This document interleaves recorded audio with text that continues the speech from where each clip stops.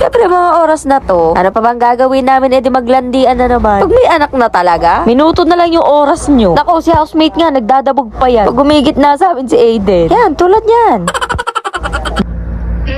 Pag may bumili na kami ng Sumisilip.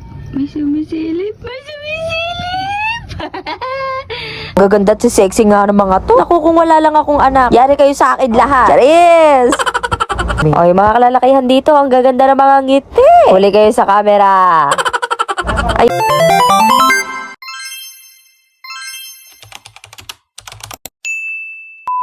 Hi people of the world! O ang bungad natin ngayon ay interview na naman ni Mama V. Sana all no, interview na lang. Sa ano pala to? Teleradyo serbisyo. Akala nga namin Zoom meeting lang, parang ganon. Ayun pala, live na siya.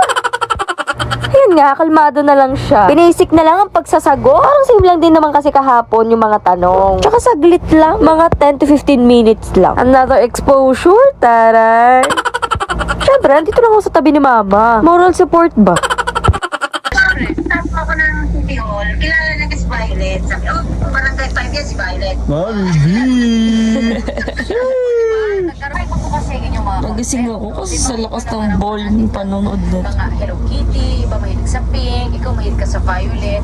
Ano po usually ang message na natatanggap mo sa mga netizens about it? Kumbaga sa wala naman. Fan ka ba ni Mami V? Updated ka sa mga ano niya. Kaya parang hindi na ako makalabas na talagang hindi ako violet. Ano? Busy naman yung baby na yan. Sige anak, okay lang. Kahit magkalat ka dyan. Sabi ko sa kanila, wala ko. Sabi Yay! niya sa akin na pangamo sa mga 99. Pag may bumili na kami ng sabi na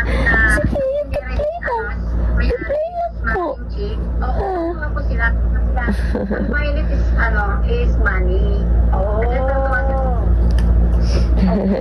Kakagising ka lang ng dalawang yan. Eto si housemate. Pinanood agad yung interview ni Mama. Proud na proud siya eh. Sabi pa niya, uy, si tita, si tita. Syempre mga oras na to, ano pa bang gagawin namin? Edi maglandian na naman. Pag may anak na talaga, minuto na lang yung oras nyo. Nako, si housemate nga, nagdadabog pa yan. Pag gumigit na sa amin si Aiden. Yan, tulad yan. Galing talaga tumiming ng batang to. May sumisilip. May sumisilip. May sumisilip. Ay! Bakit nagsisilip ba siya? Halika na, let's shower. Sinisilip talaga ako. Saan mami? Saan si mami? Mami. Oh, ang cute. Ang cute mo, anak. Ang cute mo. Nung pumasok na nga si housemate, pumunta naman kami dito sa covered court. Nagtaka naman ako, bakit may kumpulan? Yung pala, may mga sumasayaw ng mga muse. Sayang nga, di ako nakaabot sa opening. Kasi nga, di ba, inasikasok pa si housemate. Oy, mga kalalakihan dito, ang gaganda ng mga ngiti. Huli kayo sa camera. Ayan nga, at pinasiyaw sila dyan sabay-sabay. Walaan nyo na lang kung anong tugtog niyan. Dahil makaka-copyright ako. Ang gaganda at si sexy nga ng mga to. Naku, kung wala lang akong anak, yari kayo sa akin lahat. Charis! Baka magtumbling-tumbling pa ako dyan. Manalo lang. May mga awards kasi yan eh. Nakita naman si Aiden ng mga ninong niya nakagawa. Diba? Magaling pumili si Mami na. Hindi basta-basta mga ninong-ninang. Ang gagwapo at ang mamacho pa eh. Oh.